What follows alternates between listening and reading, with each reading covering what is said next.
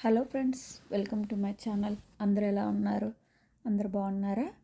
ఈరోజు మీకు గోంగూర పొడి ఎలా చేయాలో మీకు చూపిస్తాను.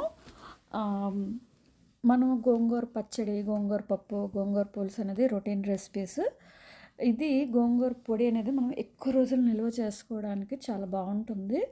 ఫస్ట్ ఏంటి అని అంటే ఆకు తీసుకొని మనం కాడలన్నీ తీసేసుకొని ఇట్లా ఆకుని మంచిగా కడిగేసి పెట్టుకోవాలి.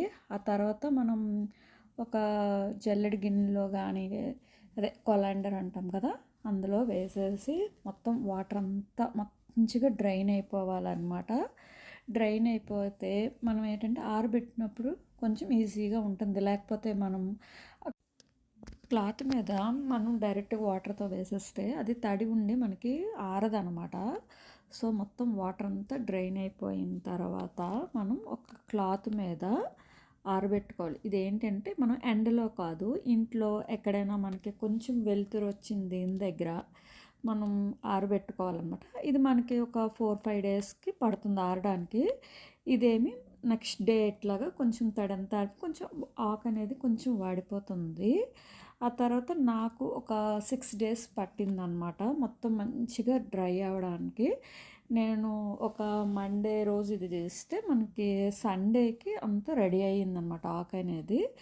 సో మనం ఏంటి అని అంటే పచ్చడి నిల్వ పెట్టుకుంటే ఎక్కువ రోజులు ఉంటుంది. మనం కొంచెం ఇన్స్టెంట్గా చేసుకుంటాం కదా, అలా చూసుకుంటే ఈ పొడి మనకి ఎక్కువ రోజులు ఉంటే మనకి మంచిగా ఫ్రెష్గా మనం ఎలా అంటే పచ్చడి తిన్న ఫీలింగే వస్తుంది అన్నమాట ఈ పొడి తింటే.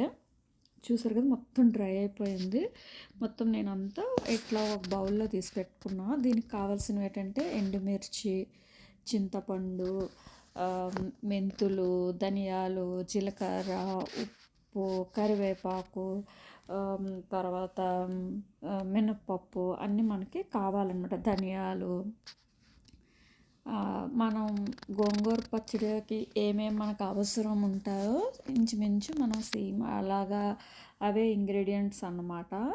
దీనికి ఏంటంటే మనం పచ్చడికి అనేది ఎక్కువ ఉల్లిపాయలు పడతాయి, వెల్లుల్లి. దీనికి అంత అవసరం ఉండదు. చూసారు కదా మనకి ఎంత వచ్చిందో ఆ బౌలు, ఒక 8 కప్స్ అనుకోండి. దీనికి కారం అనేది కొంచెం ఎక్కువ, నేను చూపించిన మిరపకాయల కంటే కొంచెం ఎక్కువే తీసుకోండి. ఆ తర్వాత ఒక వెడల్పట్టి ప్యాన్ తీసుకొని అందులో ఆయిల్ ఒక 2-3 టీ స్పూన్స్ లాగా వేసేసుకొని అందులో మినప్పప్పు వేసేసుకొని ఫ్రై చేయాలి.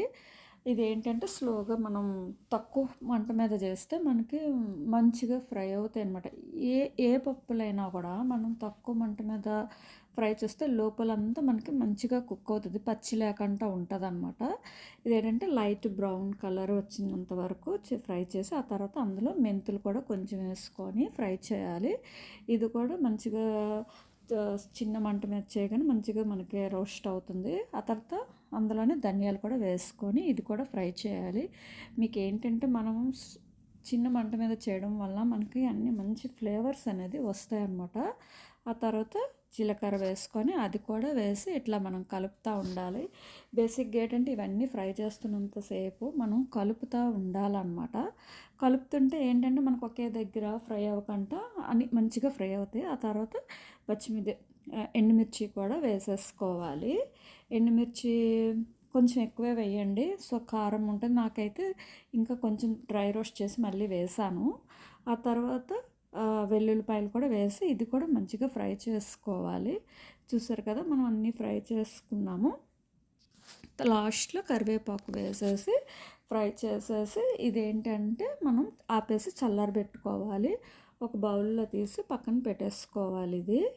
ఆ తర్వాత అంటే నేను పక్కన తీసి పెట్టిన క్లిప్పింగ్ మిస్ చేశాను. ఆ తర్వాత అదే ప్యాన్లో ఇంకొంచెం ఆయిల్ వేసేసి మనం ఆరబెట్టుకున్నాం కదా ఇది డ్రై చేసినవి, ఈ ఆకులన్నీ ఇందులో వేసేసి మనం మంచిగా కలుపాలి. ఇది ఎక్కువ మాడకూడదు, మాడితే మాత్రం మనకి పొడి ఫ్లేవర్ అంతా మారిపోతుంది. సో ఇది కూడా చాలా తక్కువ హీట్లోన మనం రోస్ట్ చేసుకోవాలి. కొంచెం ఒక 4 మినిట్స్ అట్లా మనం కలుపుతూ ఉండాలి. మాత్రం మనం ఉంచాము అని అంటే మనం కలపకుండా వస్తే ఒక దగ్గర మాడిపోయి ఫ్లేవర్ అంతా మారిపోతుంది. అది కూడా చల్లారిన తర్వాత ఒక జార్ తీసుకొని అందులో మనం ముందుగా అన్ని పప్పులు అన్నీ రోస్ట్ చేసుకున్నాం కదా, ధనియాలు అది వేసేసి గ్రైండ్ చేయాలి. అందులోనే చింతపండు కూడా వేసేసుకోవాలి. చింతపండు కూడా వేసేసుకొని అది కూడా మళ్ళీ గ్రైండ్ చేసుకోవాలి. అన్నీ ముందు ఒకటి తర్వాత ఒకటి వేసి బ్లెండ్ చేస్తూ ఉండాలి. ఆ తర్వాత అందులో కూడా సాల్ట్ కూడా వేసేసి అది కూడా మనం బ్లెండ్ చేయాలి. ఫైనల్గా ఏంటి అని అంటే ఈ రోస్ట్ చేసుకున్న ఆకులు కూడా అన్నీ వేసేసి మనం మంచిగా మిక్సీ జార్లో బ్లెండ్ చేయాలి. ముందు పప్పులు గ్రైండ్ అయిన తర్వాతనే ఇవన్నీ మనం వేయాలన్నమాట, లేకపోతే మంచిగా గ్రైండ్ అవ్వదు. ఆ తర్వాత నేను నా జార్లో వేసేసుకొని మంచిగా మొత్తం పొడి చేసేసుకున్నాను. చూసారు కదా, మనకి మంచిగా పొడి అనేది రెడీ అయిపోతుంది. ఆ తర్వాత మనం పొడంతా ఒక ప్యాన్లో తీసేసుకోవాలి. కొంచెం ఆరైన తర్వాత మనం ఒక డ్రై బాటిల్లో వేసుకొని మనం అన్నంలో నెయ్యి కానీ నూనె కానీ వేసుకొని కలుపుకొని తింటే చాలా బాగుంటుంది. మీకు ఈ డిష్ నచ్చింది అనుకుంటున్నాను. నచ్చినట్టయితే నా ఛానల్కి లైక్, షేర్ అండ్ సబ్స్క్రైబ్ చేయండి.